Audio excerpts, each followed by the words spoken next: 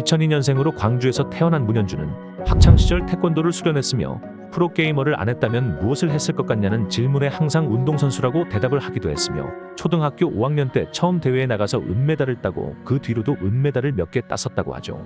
평소 오너는 자기 관리를 꾸준히 하기 때문에 몸이 좋은 편이며 마음이 여리고 배려심이 많은 탓에 T1 사이에서 서열이 하위권에 속한다는 언급이 많은데 대표적으로 자신보다 나이가 어린 제우스 선수가 장난을 쳐도 잘 받아주는 편이라고 하죠. 오너 선수가 태권도 입상도 하고 운동도 꾸준히 하기 때문인지 제우스 선수도 몸싸움까지 갈 정도로 놀리지 않고 신경 써서 놀린다고 합니다. 만약 선을 넘었다고 생각하면 바로 예의 바르게 사과한다고 하죠. 오너는 고등학교 때 챌린저를 달성했는데 프로게이머로서 다소 늦은 나이에 챌린저에 달성한 것이라고 합니다. 보통 프로게이머가 되기 위해선 더 어린 나이에 챌린저를 찍어야 하는데 보통 중학교 때 챌린저를 찍는다고 하죠. 실제로 제우스와 캐리아는 중학교 때 이미 챌린저를 찍었지만 오너는 비교적 늦은 나이인 고등학교 3학년 때 챌린저를 찍었으며 프로 사이에서 늦어도 고등학교 1학년 때부터 준비를 하는데 오너는 고등학교 3학년 때 챌린저를 찍고 프로에 준비하기 시작했죠. 오너는 사실 초등학교 6학년 때 이미 다이아를 찍고 자신감이 넘쳐 어린 시절부터 프로게이머를 꿈꿔왔습니다. 하지만 집안 상황이 좋지 않았기 때문에 어머니를 실망시키기 싫어서 최대한 대학 진학을 위해 노력하면서 틈날 때 자신의 꿈을 위해 게임을 했었는데 그렇다 보니 고등학교 2학년 때까지만 해도 다이아를 벗어나질 못했죠.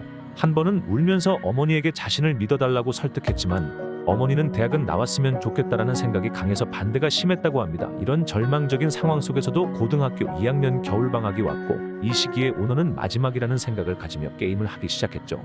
잘 풀리지 않을 땐 울면서 게임을 한 적도 있다고 합니다. 그렇게 노력한 결과 결국 챌린저를 찍었고 클로저 선수와 게임을 하다가 친해져 간간히 연락하는 사이가 되었다고 합니다. 그렇게 오너를 좋게 봐준 클로저 선수의 추천으로 오너에게 T1 연습생 생활 테스트 제의가 왔는데 사실 테스트라는 게 오랜 기간 합숙하면서 개인 기량과 팀 시너지를 맞춰봐야 하는데 가족들이 허락하지 않을 것 같아서 합숙해야 된다는 말을 하지 않고 테스트한다는 말만 하고 혼자 일산으로가 테스트를 받았다고 하죠.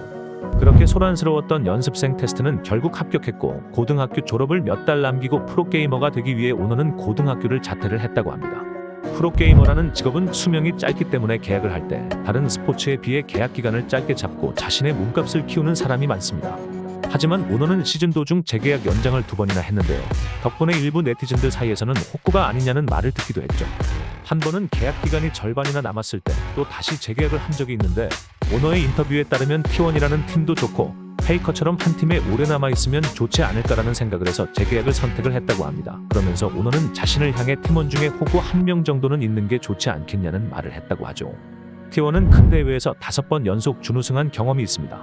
2023 시즌 스프링 결승전에서 뜻밖의 패배로 결승전에서 패한 후 정말 안 되는 건가라는 생각이 들 때 오너는 휴게소 화장실에서 흔들리지 않고 피는 꽃이 어디 있으랴라는 문구를 봤다고 합니다. 그 문구를 보고 지금 우리 상황과 비슷한 느낌이 강하게 왔는데 한편으로는 만약 진짜 꽃이 피게 되면 정말 제일 예쁜 꽃이 필 수 있지 않을까? 라는 생각이 들어서 팬들에게 알려주며 서로 힘을 내자고 말했다고 합니다.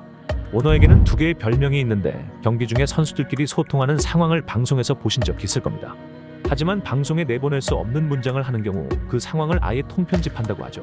T1 팬들이 통편집 당한 이유를 찾는 과정에서 오너 본인이 흥분하면 감탄사 느낌으로 영어를 말할 때가 있다고 실토하는 바람의 욕쟁이라는 별명이 생겼고 2022년 스프링 결승이 끝난 후 공개된 친누나가 치어리더의 엄청난 외모를 소유한 미인이라는 사실이 알려지자 처남이라는 별명이 생기게 되었다. 구마유시와 함께 T1의 처남을 맡고 있으며 공식 대회나 게임이 잘 풀리지 않을 때 네티즌들이 처남을 욕하지 말라며 실드를 치기도 하죠. 덕분에 페이커의 펜타키를 뺏고 나서도 네티즌들에게 실드를 받았다고 합니다.